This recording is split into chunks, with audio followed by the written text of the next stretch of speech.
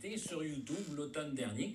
J'étais convaincu qu'il était installé en France et j'ai découvert avec plaisir qu'il est ici au Québec. Il passe une bonne partie de sa vie en ligne à se battre virtuellement avec des intégristes islamistes pour démonter leur discours, pour les mettre en face de leurs contradictions, peut-être faire de la déprogrammation religieuse. Je vous le présente à l'instant, Jack Le Fou.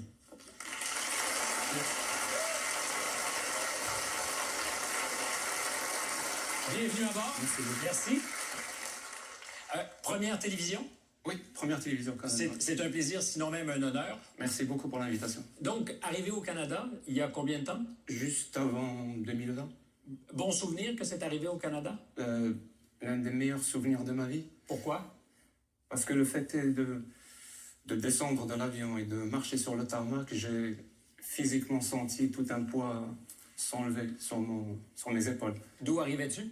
D'Algérie, directement d'Alger. Et quel est le poids qui était soulevé de tes épaules? En fait, j'ai compris que c'était...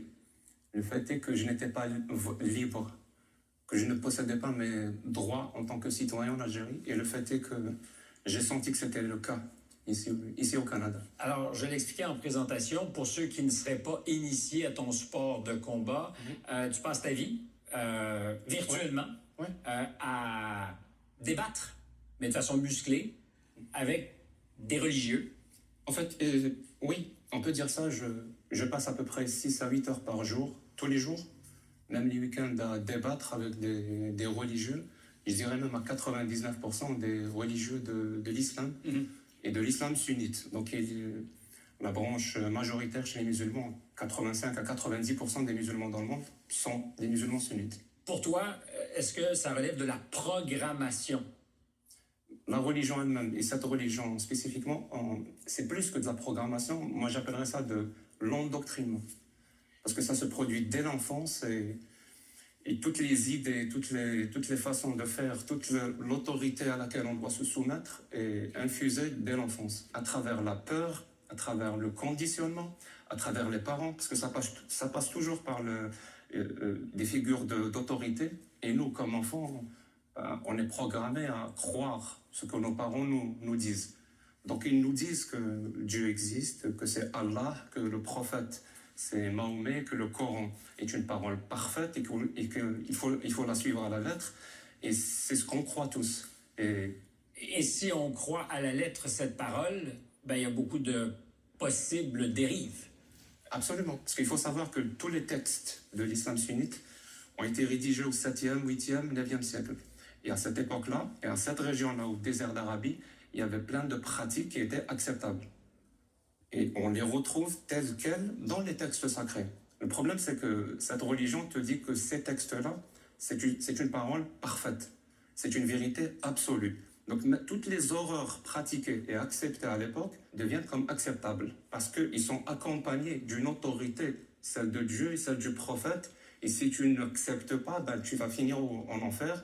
Et donc, entre autres des pratiques, il y a la pédocriminalité. C'est-à-dire qu'il est parfaitement autorisé pour un homme de 50 ans ou 60 ans d'épouser des gamines de 5 ans ou de 6 ans dans l'islam sunnite. Et autre chose, c'est-à-dire il y a une vision de la femme en tant que membre dans la société qui est complètement patriarcale, complètement misogyne, complètement dépassée. Mais est-ce qu'on est bien mis en garde contre les risques potentiels de cet endoctrinement? En fait, on n'est pas conscient du mécanisme, de comment ça marche et comment des gens arrivent à se convaincre que ce qu'ils font est bien en faisant des attentats. Et c'est ça, moi, qui m'intéresse. Et c'est sur ce point-là que je travaille le plus. Jack, tu es conscient qu'aujourd'hui, on est mis en garde continuellement contre le péché d'islamophobie? Oui. Si on dit la moindre chose, si on critique, on dit t'es peut-être islamophobe. Le problème, c'est que cette religion, elle se veut et elle se voit et elle essaye toujours d'être autoritaire dans une société. Donc, elle va utiliser tous les outils qui existent dans la société pour devenir autoritaire. Autre chose, ça veut dire autoritaire, ça veut dire qu'elle va devenir ce qu'on appelle une ligne rouge, à ne pas toucher, et un horizon indépassable. Et dans les outils qu'elle utilise, en Occident, je précise parce que c'est absolument pas le cas du pays où je viens. en Algérie, personne n'a été traité d'islamophobe. Moi qui critiquais l'islam et de manière véhémente en Algérie, j'ai jamais été traité d'islamophobe. J'ai été traité de kafir et de mulhid, ce qui veut dire en gros mécréant et athée, ce qui sont deux insultes. Si par exemple en Algérie on mettra d'athée, de mécréant, ça veut dire quelque part, je suis un peu fou. C'est-à-dire ma parole n'a pas de sens, parce que je suis athée, je ne crois pas en Dieu, dans un pays où tout le monde croit en Dieu, et tout le monde croit en Allah pour être plus précis. Donc pour faire exactement la même chose au Québec, au Canada ou même en France, ben, on va rendre la parole de cette personne inaudible. On ne peut pas la traiter de mécréant, on ne peut pas la traiter d'athée, donc on va la traiter d'islamophobe, donc quelque part raciste, donc elle est un peu folle, donc sa parole n'est pas inaudible. Disqualifiée. Exactement. Si tu débats plusieurs heures par jour, est-ce que tu as déjà eu l'impression que ta vie était menacée justement parce que tu essaies de faire cette déprogrammation? C'est une bonne question. Tout est dans le discours, tout est dans la méthodologie qu'on utilise. Parce que moi, quand je le fais, quand je dévoile et quand je dévoie ces textes de l'islam sunnite, je fais très, très, très attention à mes mots. Jamais j'amalgame, jamais j'essentialise. Surtout, je fais la part des choses entre les musulmans et l'islam. C'est-à-dire que je parle exclusivement de l'islam et exclusivement de l'islam sunnite. Est-ce que c'est un combat entre l'Occident et l'islam qui veut imposer sa vision du monde, selon toi? Je ne le pense pas une seule seconde. Je pense que c'est un combat entre l'humanisme, peut-être la démocratie, des valeurs, des principes, contre des idéologies qui vont à l'encontre de l'humanisme, de la démocratie et ces principes-là. Maintenant, il se trouve qu'en 2024, l'idéologie qui représente le plus grand danger de ces valeurs-là, c'est l'islam sunnite. Si vous m'avez posé la question il y a, je ne sais pas moi, il y a 80 ans, j'aurais dit peut-être une autre religion. Autre chose. Peut-être que j'aurais dit le catholicisme, pour être plus précis. Sincèrement, ça dépend des périodes. Et je pense qu'on a quelque chose à faire, on doit faire quelque chose si on veut défendre nos principes. Et la liberté d'expression, qui est au cœur de ces principes. Pour moi, c'est plus qu'un principe, la liberté d'expression. C'est un droit. Pour moi, mon premier besoin, c'est de manger et de boire. Mon deuxième besoin, c'est de m'exprimer librement. Mon troisième besoin, c'est d'avoir un toit sur la tête. C'est comme ça que je le vois. Parce que je l'ai vécu dans ma chair. Le fait de ne pas pouvoir m'exprimer en Algérie, dire exactement ce que je pense et comme je le pense. En plus, ce que j'exprime n'est pas insultant envers les gens, n'est pas menaçant envers les gens. C'est toujours envers des idéologies et des idées. Mais quand on parle de préserver cette liberté d'expression, je me rappelle d'une conversation qu'on a déjà eue, il faut accepter des inconforts. Par exemple, l'idée que les propos racistes peuvent être débiles, mais ne doivent pas être interdits. Oui, absolument, par l'État. Vraiment, ce point est très important et je pense qu'il est un peu flou chez beaucoup de personnes. En fait, la liberté d'expression se définit par ces limites que pose l'État. Et l'État ne doit pas intervenir pour interdire ce genre de discours, par exemple, parce que islamophobe ou parce que raciste, parce que c'est trop flou.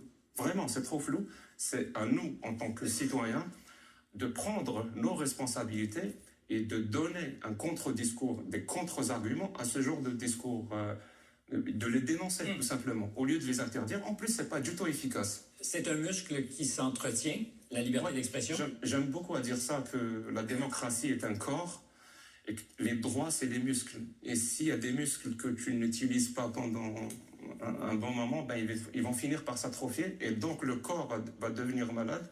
Donc la démocratie va devenir malade. Et là, je finis juste avec une citation d'Albert Camus qui disait « Quand une démocratie est malade, le fascisme vient à son chevet.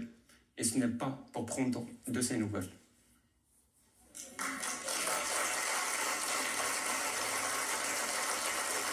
La suite des choses, je vous propose de la faire avec quelqu'un qu'on a croisé. En fait, on était au restaurant et immédiatement, il est venu à ta rencontre. Il est à Montréal depuis un certain temps.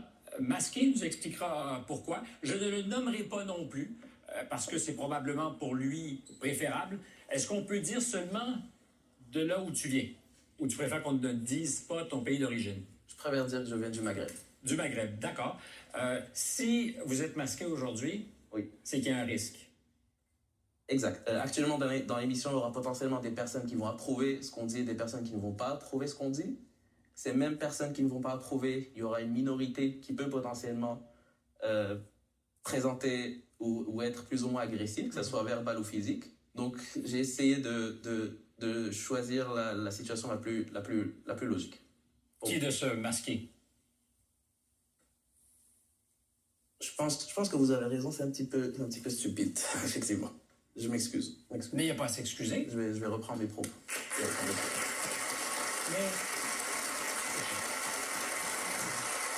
je ne voulais pas vous démasquer. Je sens l'émotion. Jack, qu'est-ce qu'on est en train de vivre en ce moment qu'on a de la difficulté à comprendre? Ce qui se passe sur TikTok et sur YouTube en langue française se passe puissance 10, puissance 20 en langue arabe dans le monde dit arabe. De là où moi je viens. Parce que je fais ça aussi en langue arabe depuis très longtemps et c'est une révolution que, diront les autorités, les institutions religieuses n'arrivent plus À contrôler. à contrôler. Et donc là, puisqu'il y a les interconnexions partout, donc ça se passe aussi en langue française. Et donc là, moi aussi je le vois enlever son masque. Et donc c'est ça, il n'y a plus d'autorité, voilà. Quand je parlais de déprogrammation tout à l'heure, Oui. Est-ce que ça résonne chez vous? Totalement. J'ai grandi dans une famille imprégnée d'une culture musulmane. J'ai eu le privilège de vivre dans une famille qui était, on peut la catégoriser comme étant cool et qui était ouverte aux critiques. Mais malheureusement, quand je me suis confronté à la société, que ce soit dès le début, donc depuis le secondaire, mes études universitaires et plus tard, j'ai remarqué qu'il y a du monde qui n'avait pas le même point de vue que moi. Et même ici au Québec. C'est-à-dire que même à l'étranger, la bulle vous suit. Exact. Exact. Malheureusement, même ici au Québec, c'était une surprise. Quand j'ai décidé de venir vivre ici, j'ai tout de suite pris comme décision de dire ce que j'avais sur le cœur, de dire la vérité, enfin pas la vérité, mais de dire mon point de vue par rapport aux choses qui me gênent et qui me perturbent. Donc, au moment où j'ai commencé à partager ces idées-là avec les personnes qui m'entourent, il y a des personnes qui ont accepté, mais il y a des personnes qui ont commencé à réagir d'une manière un petit peu perturbante. Jack, oui, c'est vous qui aurez le mot de la fin rapidement. Il y a quelque chose qu'on ne soupçonne pas qui se passe dans cette autre partie du monde? Je dirais pas dans cette autre partie du monde, mais partout dans le monde. Je pense réellement que au sein de la communauté qu'on appelle communauté musulmane ou communauté arabe, les gens en ont marre de se soumettre de cette façon inconditionnelle, vraiment d'une façon horrible parfois, à cette autorité de l'islam sunnite. Les gens en ont marre et ils commencent à s'exprimer et c'est une vraie, vraiment, c'est une vraie expression pour le coup, et c'est des vrais coups de massue donnés à cette autorité. Et je pense que dans les années à venir, je ne sais pas si c'est à court terme ou à moyen terme, mais on va voir beaucoup de choses changer. Il faut avoir le ton que vous avez, tout doucement, pour parler de ces coups de massue qui vont peut-être ébranler les colonnes du temple. Merci, Jack. Merci à vous, que je ne nommerai pas. Merci de votre attention. Merci de votre concentration. C'est des conversations rares, mais que je suis content que nous puissions avoir à la télévision. À la semaine prochaine.